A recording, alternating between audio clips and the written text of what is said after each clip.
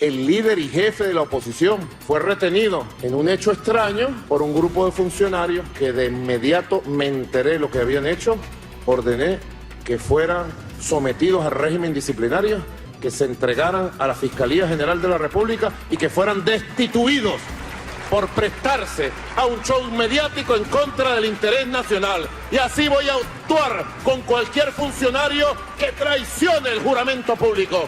Y cualquier funcionario que se preste, sea quien sea, sea quien sea. En este momento comenzamos con nuestra emisión de noticias.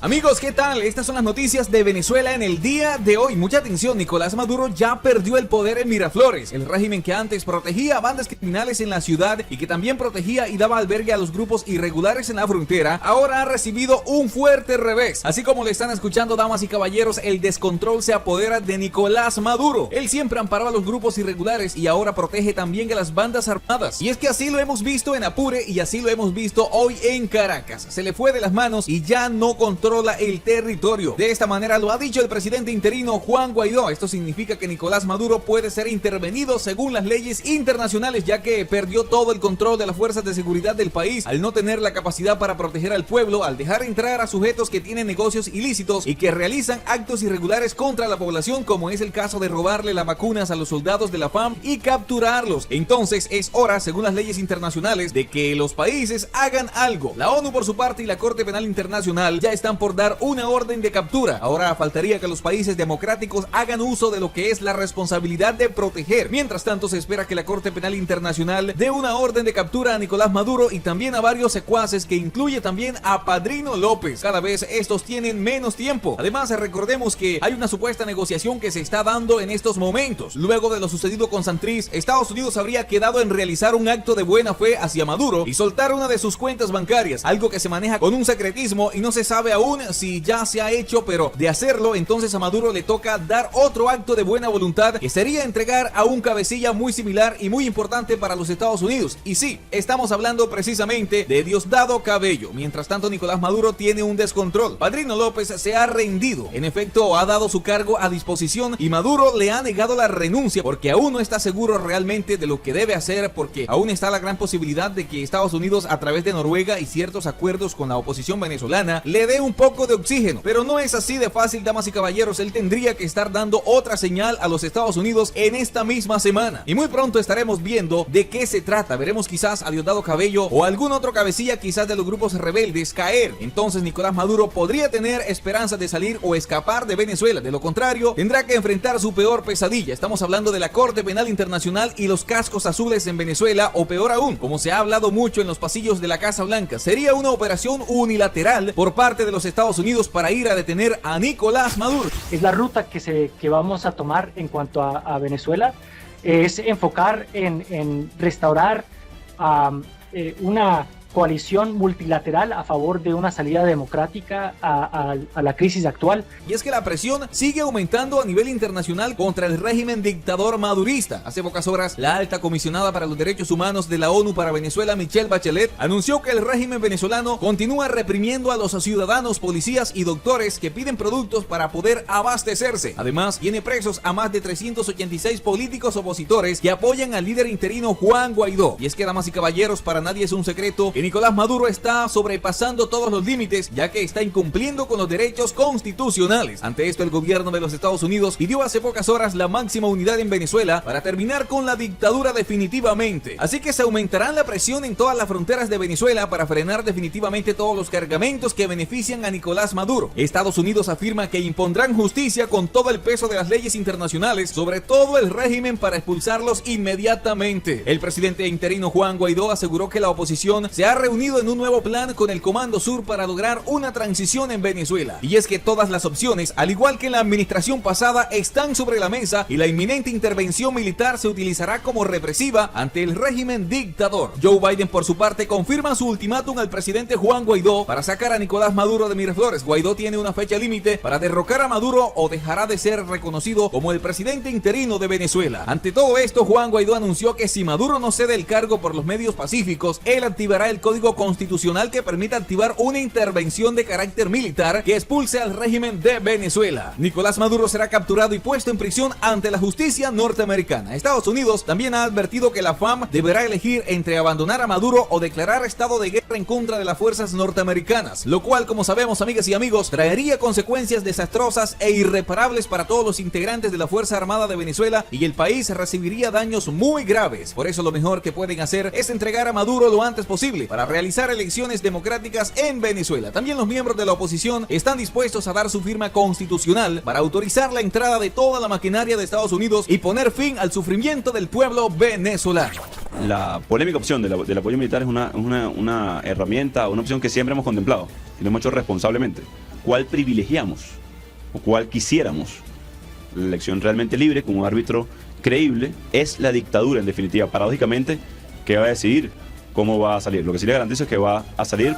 Estas son las noticias de lo que está pasando en el mundo y aquí te lo contamos. Muchísima atención, porque por otra parte les contamos que el presidente de Ecuador, Guillermo Lasso, expuso los proyectos a corto plazo que tiene establecidos para realizar ahora después de haber asumido el poder en la presidencia de Ecuador. Y es que además, damas y caballeros, su posición contra el régimen de Nicolás Maduro es muy clara. El gobierno del Ecuador, como muchos países del mundo, no reconoce a Maduro como el presidente de Venezuela, sino a Juan Guaidó. Y yo ratificaré esa decisión. Sin duda alguna, el señor Maduro no es el legítimo presidente de Venezuela, de acuerdo con 50 países o más del mundo. Y aseguró que es necesario que la comunidad internacional analice otros mecanismos para que en Venezuela regrese la democracia, ya que el diálogo no ha funcionado. Eso ya se ha intentado, dijo. Pero ¿cómo se dialoga con alguien cuyos factores reales de poder tiene que ver con mafias y actividades irregulares? Creo que hay que insistir con el diálogo y la diplomacia, pero la comunidad internacional tiene que ir pensando en mecanismos de presión aún más fuertes para lograr que Venezuela viva una verdadera democracia, aseveró. Yo creo que Venezuela no vive una democracia hoy. Yo creo que, bueno, no es que creo, sino que es una realidad de que cerca de 50 países del mundo desconocen al gobierno de Nicolás Maduro y reconocen en Juan Guaidó el legítimo presidente de Venezuela. Noticias internacionales de hoy. Pero más allá de declaraciones, tenemos que llegar a una práctica real donde quien gobierne Venezuela sea quien tenga realmente el poder en Venezuela. El mandatario de Ecuador, Guillermo Lasso, confirmó que ya recibió una invitación del presidente Iván Duque para viajar a Colombia y conversar sobre los diferentes temas en común y fortalecer los tradicionales lazos de cooperación entre ambos países. Expresó su respaldo total a Colombia y dijo que encontrarán en su gobierno todo el apoyo para una política internacional que preserve los principios democráticos y para luchar contra fuerzas irregulares, destacando que su victoria es un triunfo para la región y la democracia. Lasso planea, como lo hizo el gobierno de Iván Duque, regularizar a los más de 500.000 migrantes venezolanos que están en su país, de los cuales un poco más de 120.000 tienen sus papeles en regla. A las críticas de los ecuatorianos que piden que primero solucionen los problemas que sufren los nacionales y después piensen en los extranjeros, Lasso fue enfático en que no podemos ser incoherentes de pedir derechos para los ecuatorianos en el exterior y no reconocer esos mismos derechos para extranjeros en el Ecuador. Promoveré desde mi gobierno la regularización más amplia de aquellos venezolanos que están en el Ecuador.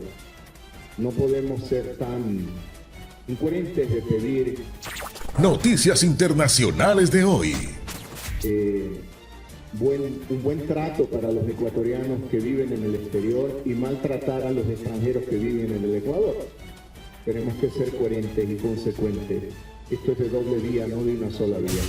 Estos son los acontecimientos más importantes del momento.